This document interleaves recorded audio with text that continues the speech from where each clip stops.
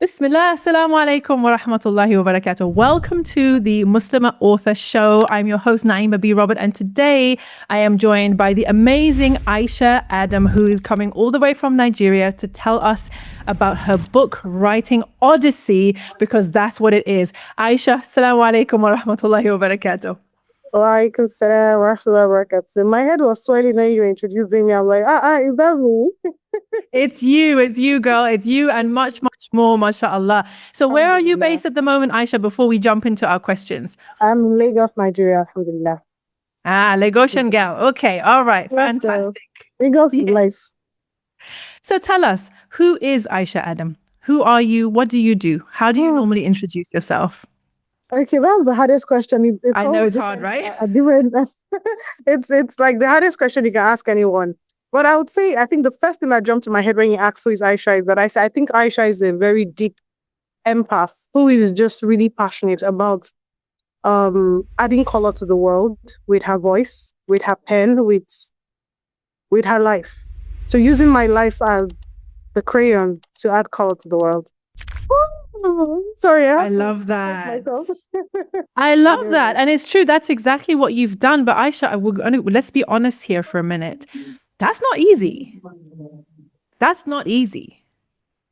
So first, before we jump into that, but I was given the crayons, so I had to use it to do something good.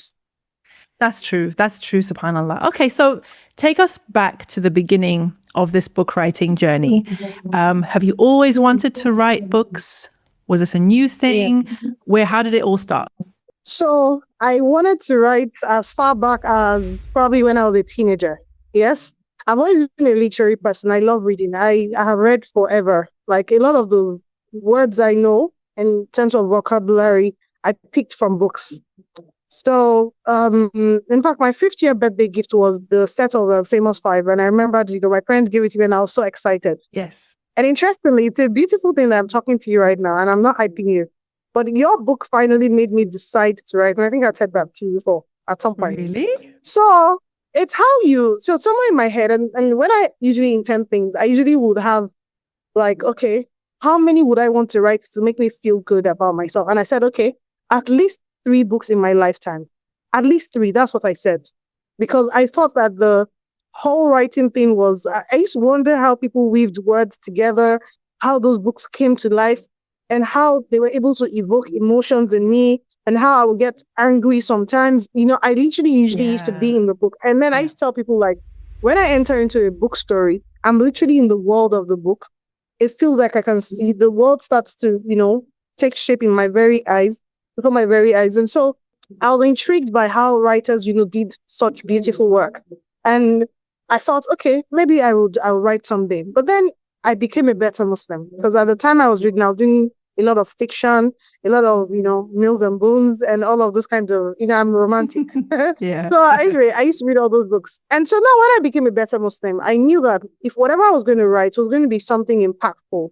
And I kept trying, but I never really, in Nigeria back then, I didn't know any Nigerian Muslim writer who was writing something very beautiful and intriguing that would draw, a crowd, until I met your book, From My Sister's Lips.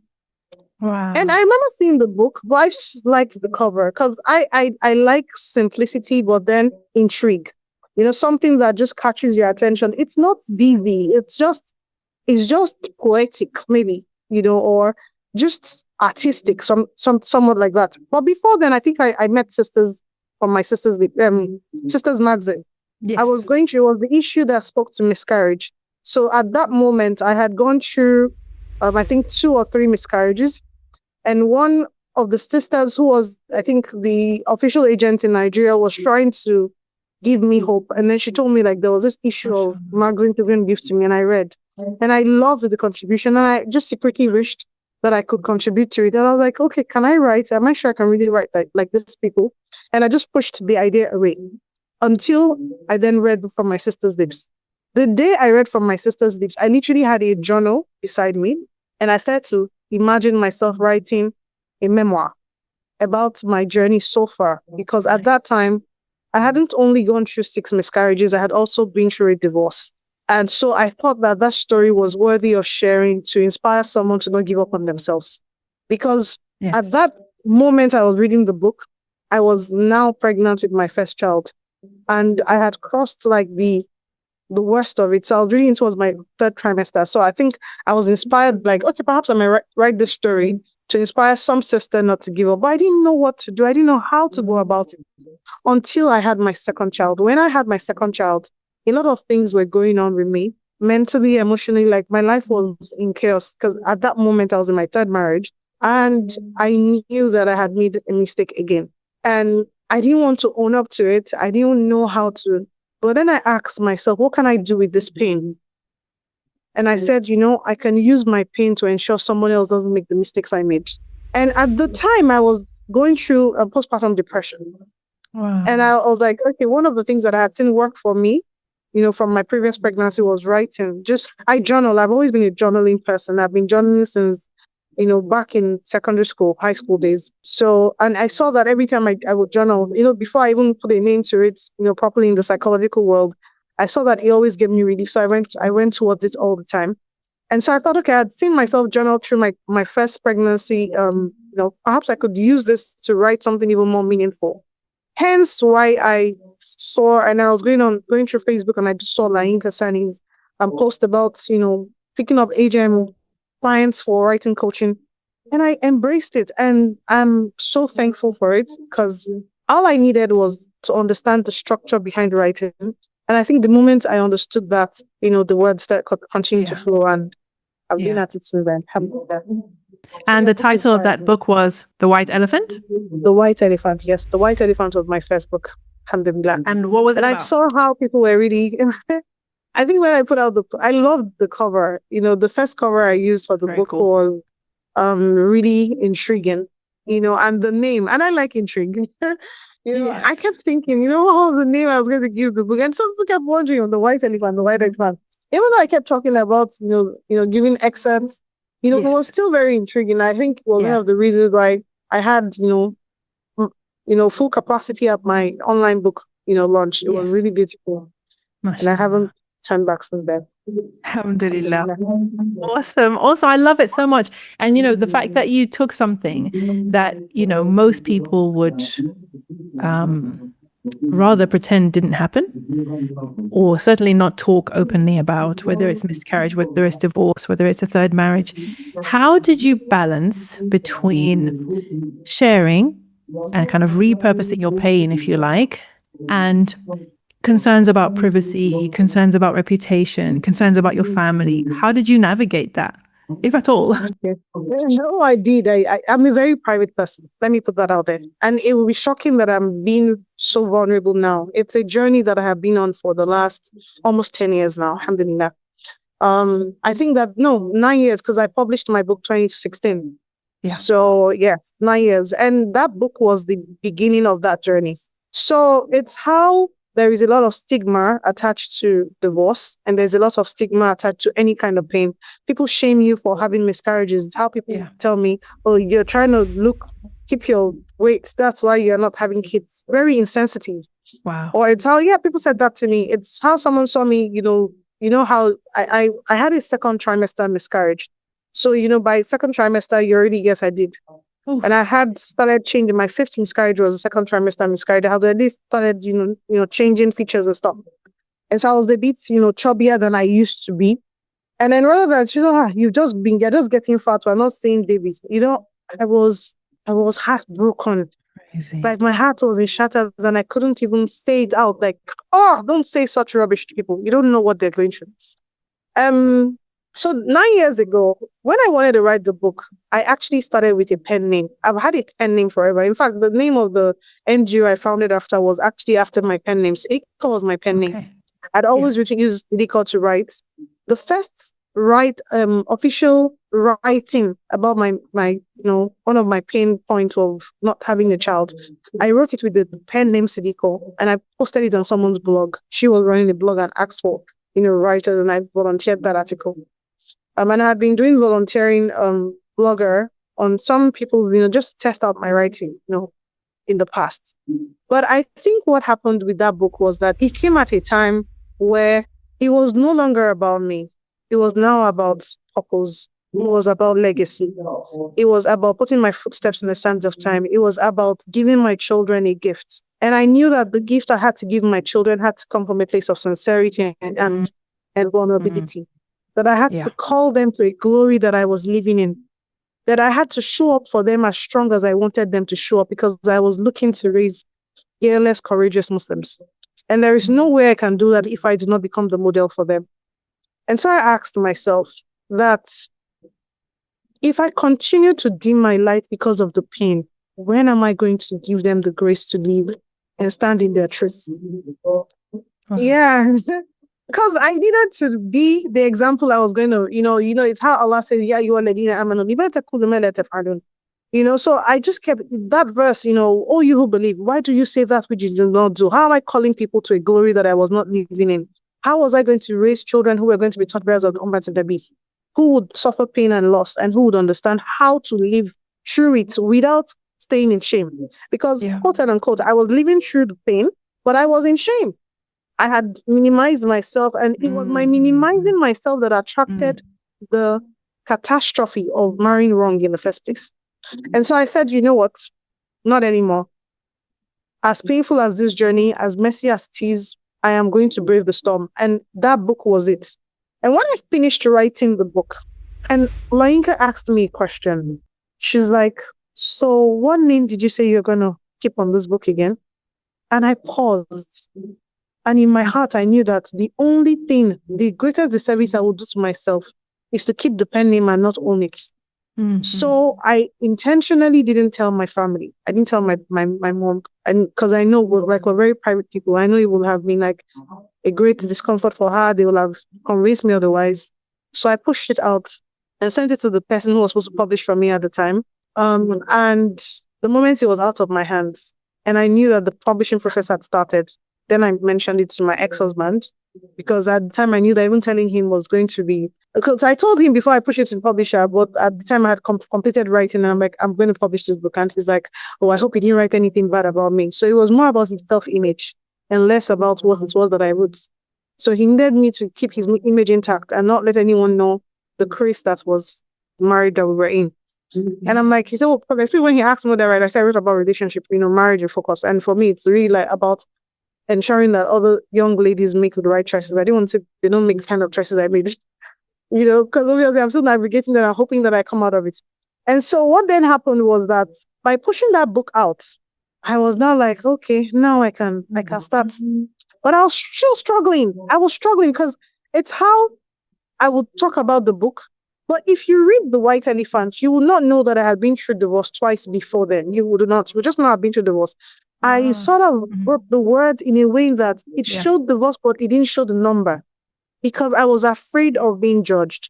I was like, oh, they will say that it's her fault. And I asked myself, like, what's your business with that? What's your business with that? And that's why I think that, one of the best books I wrote was the book I wrote with you, which is Irrespective. Until today, I still get people telling me how that book is like a game changer. Wow. And I think, like, honestly, I don't think I have marketed the book well enough because of the kind of reviews I've gotten about Irrespective. It's how they keep telling me, like, and what I did with Irrespective was, Irrespective, I was bare. I was like, you know what? There's no points. This is how I am. This is how I eat. It was a very open, very, very open. You were very open in that book. You take it or you walk away. Whoever needs it will find what they need in it. Yeah. And I think coming to that place has been really instrumental in my healing, because I no longer need to hide. I'm so authentic. I'm so, vulnerable about things that I need. And I have matured emotionally, mentally, physically in ways that I never imagined that I could. And then what that did for me is opening the door for other people who had been watching me all along that I didn't even realize were watching me. Yeah. Yeah. To take charge of their lives. And they would say, I know someone sent me a message one day and she said, you don't know what she did for me. But she said to me, you don't know what you did for me, but reading your posts, reading the things that you had been through, and seeing how you were showing up made me pick myself up. Amazing. Look at that. The power of a story, hey? The power of sharing your story. Say what? Yes. SubhanAllah. And one of the things I always said, every time I would write a book and I would make dua and I would say, Ya Allah. And for every book I have written, Alhamdulillahi Rabbil Alameen, Allah guided me to always do nawafil. So this is it. Before I write the book, I would observe 2 rakah. For every chapter I'm writing, I'm observing 2 rakah, inshallah. With hoping that Allah, the words I would say, would speak to the heart of even just one person. And I said to myself, if one person was to be guided from making a wrong decision, from being inspired to not give up on themselves, from taking a chance on themselves again, from living authentically, whatever it is the message in my book communicates to them, because I know there is what I intend to communicate and there is what they pick from what I communicate. And so it's like, I hope that they will get even more than I intended. And if that happens to even just one person, then my job is done. And so when I hear someone send that message, I say, my job is done. And I think that what that has done for me is increase my confidence in sharing, knowing that my story is not just for me. I think what we need to know, and even from the lives of the Sahabas radiallahu anhum, is how richly they share their stories, even though these people are people of haya. And their stories inspires us to not give up on ourselves. When we read the Quran, it's filled with stories. And these stories are so powerful that when you're going through something, if you are being in trial for a long time, you read the story of Ayyub alayhi salam and it gives you hope. If you without a child, you read the story of Zakaria and you remember that he made dua to his Lord and his Lord responded to him. When you are in a position where your family doesn't feel like family, you read the story of Yusuf alayhi salam and it inspires you to know that sometimes family is not family and it's fine. And Allah is sufficient for us. Subhanallah. And I think that, for me, really, my message with the journey that I'm still on in continually being vulnerable is to help people understand that vulnerability is a strength. And when we use it as we should, it would birth stronger nations, that would go on to do greater things. Because our mistakes are not just for us to learn. It's also for the people around us to take, a leaf or two from our book and, grow through. And only when we're authentic in our sharing and in taking out the lessons in those experiences, can we truly help people, find the good in themselves and in situations.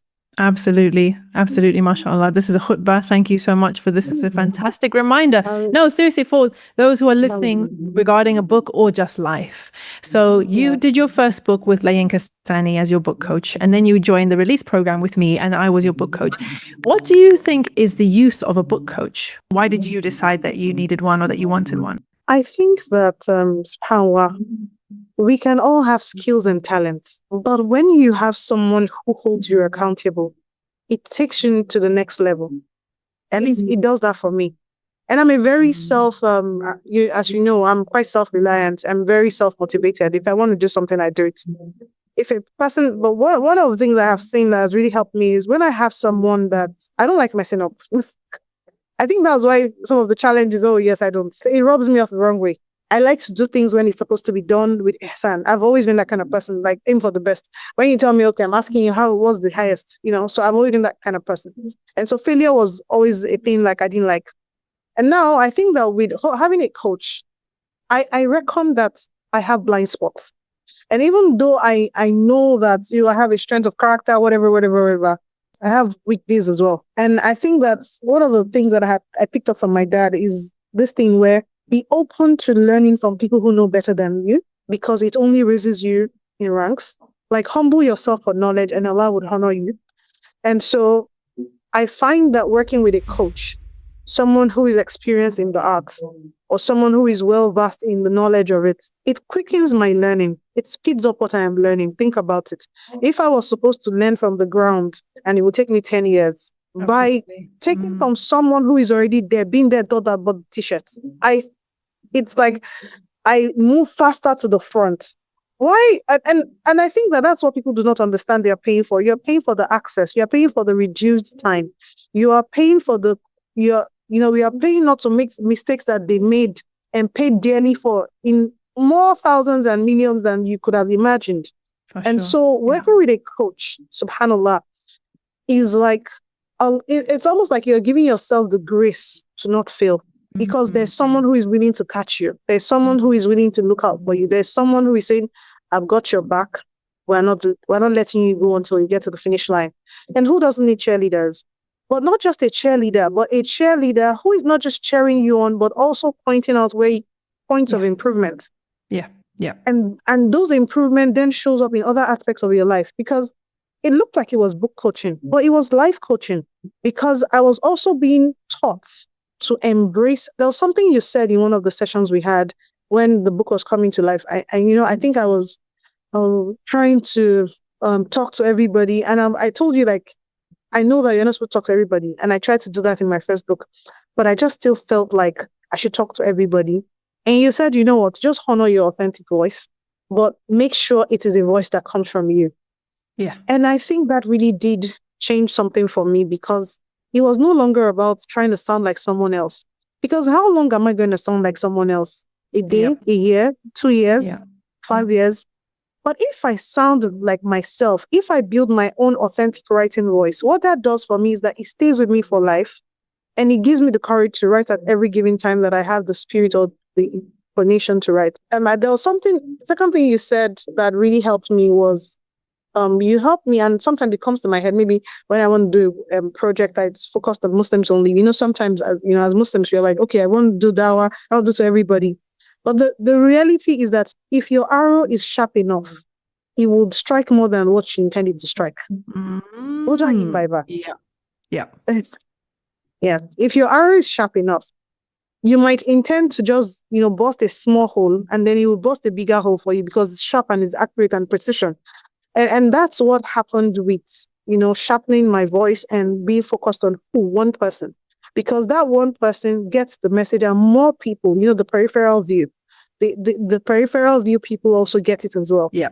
And so the clarity in your message. And I see that across all boards now in my life, not just in my writing, but also even in my dua. When I'm making dua to Allah, or when I'm sending a dua to my friend or to someone, people say things like, oh my God, Aisha, that's so deep. Oh, Aisha, that's so clear. You have clarity in how you're communicating your words. But it started with my working on my writing and being open to feedbacks, and being open to someone holding my hands to ensure that I was not doing rubbish. I think that The White Elephant and the Rise Irrespective book are some of the best books that I have written. And it's because Mashallah. I submitted myself to higher authority in terms of someone who knew what to look out for, that my juvie eyes were not seeing at the time, that I will now see now in someone else's writing. And I think that it's so easy to be critical of the work of other people, but it takes grace and guts and humility to accept feedback from other people as well, understanding that your own blind spots need to be worked on as well. I know, it's a beautiful interview. It's beautiful. I love it. So your second book was the one that we worked on together, right? Yes, Rise yes. Irrespective. And Yes. I just saw so many shifts after that book came out. I saw summits, I saw TV shows, I saw so many things. Tell us about how that book impacted the work that you get to do. Okay, so the book came when I had decided that I needed to step out of my third marriage. Okay. I was in the worst state I have been ever, emotionally, physically, mentally, health-wise. I at the time, and I'm sure you don't even know, but I had a BP at the time I was starting that journey. When I told my mom I was going to start writing another book, she was like, "But you're not well yet." I said, "I remember need to hear it." you were ill. You were ill when you were writing that. I was Yeah, very ill. Mm-hmm. I was very ill. No, I wasn't just ill. 'Cause my BP was fluctuating between 200, 290. That bad. Yes. And I had just had a baby. So I had eclampsia. Yeah. And I had just been placed on hypertensive drugs. But that book, I was off the hypertensive drugs in 3 months. By the end of the book, I was off it. Amazing. Wow. So the book almost came to take away everything that I needed to talk about. It took away, and it was a part of my healing. I cried a lot.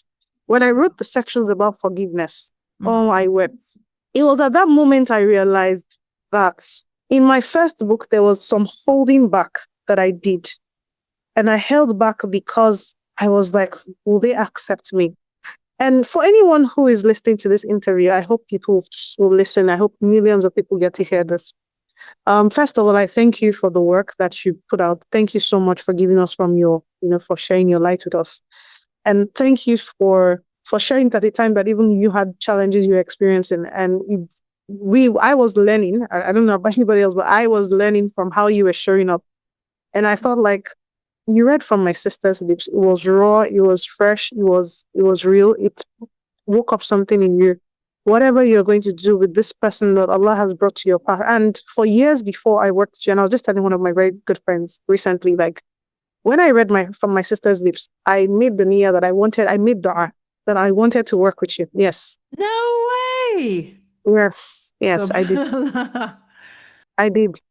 And Allah honors me in ways that I'm just grateful to Him. It's how sometimes I would see someone from afar and I'm like, I want to work with this person. And I will just make that dua in my heart. And Allah will just, miraculously make something happen. Things I might not even thought would happen. It would just happen. And I'll just be like, okay, this is happening.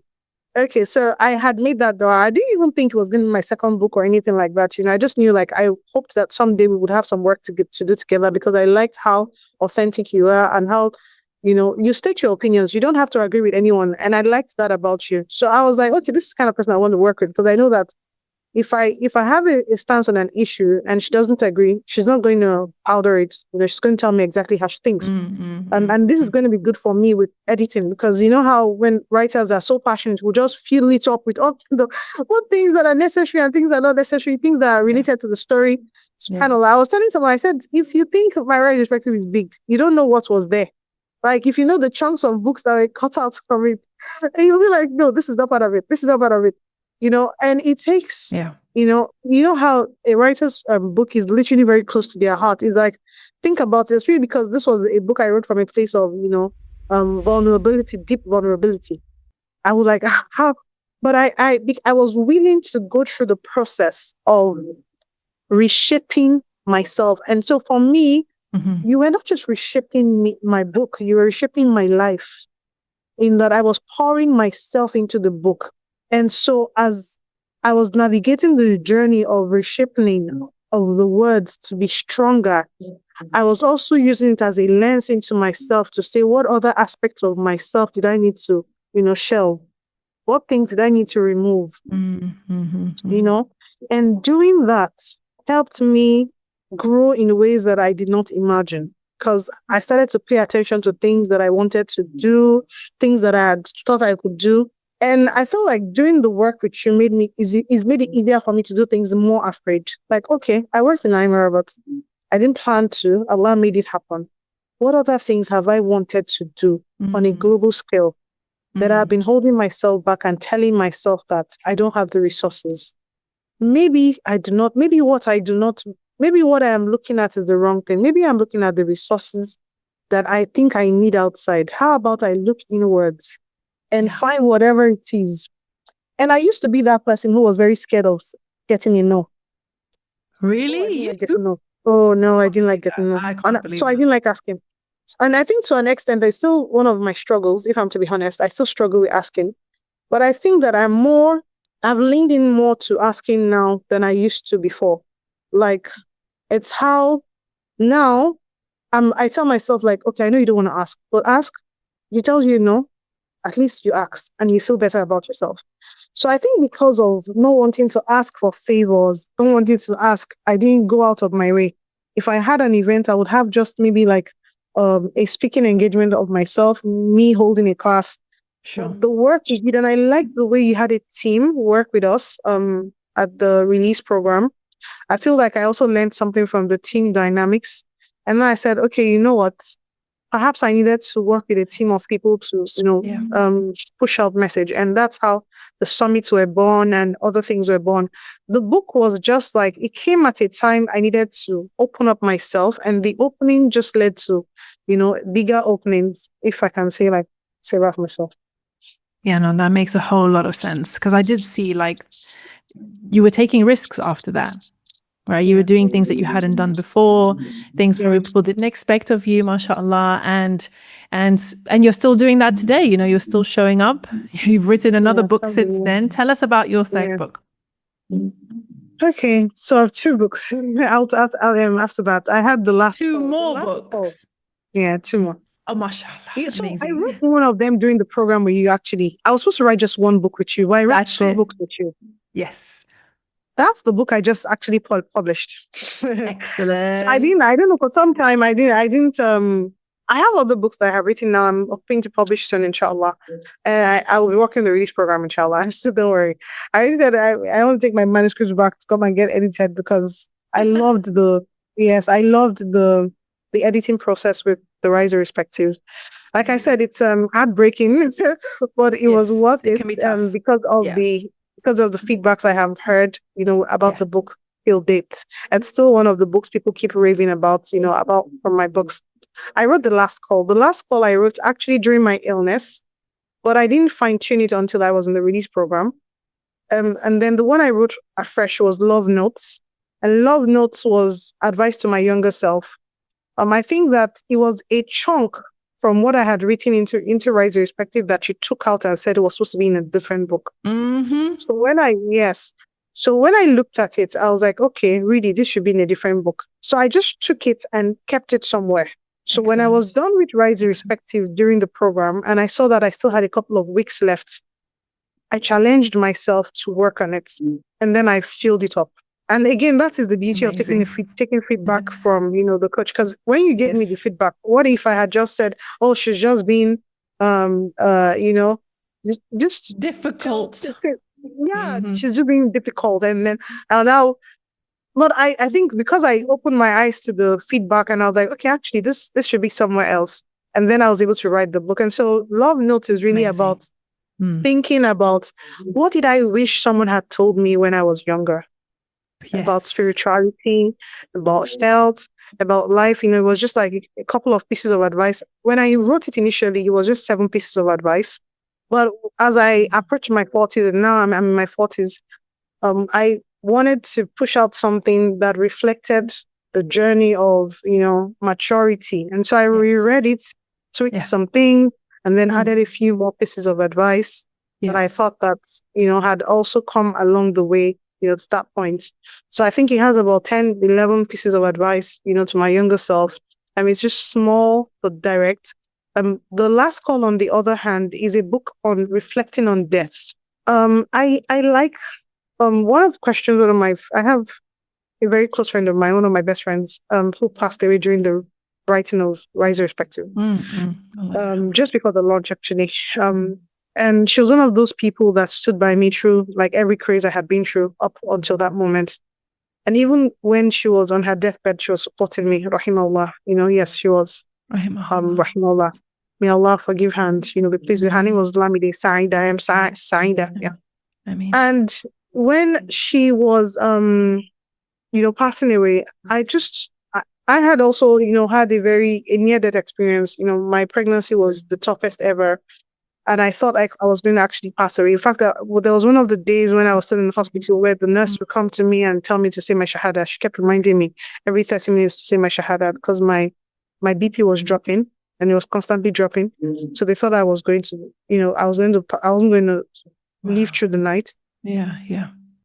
And so I come out of that and I started thinking about death in a way that could be explained. And I remember my friend's mom, when, she asked me a question, she's like, Aisha, I see you doing so many things and I know you are hurting. What inspires you? And I said death, because none of us is getting out of here alive. We're not getting out of this planet alive. And I think that even though we know this, we are, we have an apathy to having conversations about death. And it's surprising, like, how can we be running from something that is inevitable, something we do not have a choice? It's like saying you don't want to use a restroom. You don't have a choice. If you want to leave, you have to use a restroom. Like, there are just some basic things that are important. As messy and ugly as they feel or seem, it's part of what it is that you have to live as a human being. And so the book on death is literally coming from, I like to use analogies. I feel like analogies help. And so I used an analogy of getting on a bus and the different kinds of people that get on a bus and just trying to give the reader an opportunity to look through the lens of their life and pick which of the passengers they were. And if they were currently, exhibiting characteristics of a passenger they did not like how the person got off the bus, for them to rethink and live better so that they can get off the bus in a way that is dignified, in a honorable state, and in a state with which, when they meet Allah, the angels will say, "Ya you nafsul mutma'inna irji ila rabbik." So for me, it's really about guiding the heart of a Muslim back to understanding how death is so important for us to reflect on, and how that should inspire us to live a life worthy of emulation. Wow, mashallah, alhamdulillah. So that's a quartet of books. Are there more books planned, or do you think this one was the last one? There's more coming? No, yes, there. I actually have written 9 books. Wow, mashallah, prolific. That is called prolific. That's amazing. Over the years, yes, I have written. I have some. That's amazing. That's like one a year. That's around one a year on average. Sometimes, you know how we have, I don't know if it happens to you, but you have creative juice and everything is just coming. Yes. So, yeah. And as I think, especially when I'm going through a very tough time, and I had a very difficult year last year, because I had, some family crisis, health crisis within the family of people that were really dear to my heart. And I think that writing sort of gave me an outlet. Remember, I used that outlet. But I had a book I had written, way before then. It's called Peel the Layers, one of the books that is in this 9 parts. I had written it, but I just kept waiting for the right time. Sometimes you write something and you're like, no, this is not the right time to, bring it out. So I didn't think it was the right time yet. That's really because I also wanted to explore fictional writing. So I write mostly nonfiction, but I love fiction, and I wanted to try my hands at fiction. So what I did was, use a mixed method approach to writing. Like, I had the nonfiction part and I had the fiction part, and it's like telling the story in a fictional way, even though it's a nonfiction story, if that makes sense. Yes. So I use fictional character to tell a nonfiction story. So that's what I did. Yeah, a true story. Fantastic. So I just thought to try my hands at that. So I don't know, maybe because of the mixed match I did, I'd be scared to push it out. Like, oh God, I hope it's not going to be horrible. So I've been telling myself, like, no, I have to make sure that, it gets into the right hands for editing, so that, whatever rubbish I did can be fixed before I go and embarrass myself out there. So I think that's probably why I haven't pushed it out yet. But I really want to push it out now, because it's really about self-discovery. And I'm so big on healing right now. I'm in a place that I have never been before, that I haven't been in a long time. Not never been, because I was healed before I became traumatized. And when you start to experience the breeze of healing, you are just like, what happened? Where have I been all this while? It felt as if I went on a journey. I went into the wilderness, and then I came back into my body. And I started to look at the things that I did. I realized I went on a self-discovery journey, which is what Peel the Layers really speaks to. I realized that, there's a struggle with healing from within. I realized, there's the part of the journey of miscarriages. I think that this is now the time for me to start talking about it, because there is a struggle of childbirth with Muslim women. And sometimes we do not really know how to address these issues. We think that if I complain, it would make it sound like I do not have the taqwa of Allah. But no, Allah knew He was going to test us. And even, one of the verses that I really love to quote when I'm talking to people about fitna is the verse in Surah Al-Baqarah, Quran chapter 2, verse 214, where Allah talks about, He used the word zilzala. He says that we shook them, a strong shaking. Yes. Until the Prophet and those with him said, Mata Nasrullah. And so I usually say to people, like, if the Prophet of Allah, we did not see him, we heard about him. Those who saw him said, Mata Nasrullah. What are we expected to do when we are grieving? So Allah knows we would grieve. It's just that we grieve within the confines of what is halal. We do not say up except what is pleasing to our Lord. Yeah. And so I feel like we don't give people the permission to be vulnerable. We don't give people the permission to hold space for them. So I wrote the book about my 6 miscarriages. So 6, I think I wrote 9 something. I can't remember how I coined it. I know how to tweak the chapter. The title, well, it's something about, 9 miscarriages, 3 births, my lessons from it. So I wrote a book about that. Amazing. I also wrote a book about broken Koreans color beautifully, because I feel like there's so many of us that are broken. subhanallah, and we think that we have to, put up a facade. We use the hijab, makeup and other things to just cover up this brokenness, thinking that it would go away by covering it up. But what if we give ourselves the permission to lean into the crayons and use them to color? Perhaps there'll be more beauty in the room, and so it's really about how I have been using my brokenness to add color to the world, and how others can, take that journey as well. I also wrote about for the first time, about divorce, like braving it and talking about it like, Yes. okay, it happened. I cannot lie about this. This is the number that has happened. This is what I have taken from it. Actually, because I noticed that there's a growing incidence in divorce in faith-based communities. And I worry about the women a lot, because it's how a lot of them are shattered. Not many have the grace and courage to stand tall, and find meaning in it.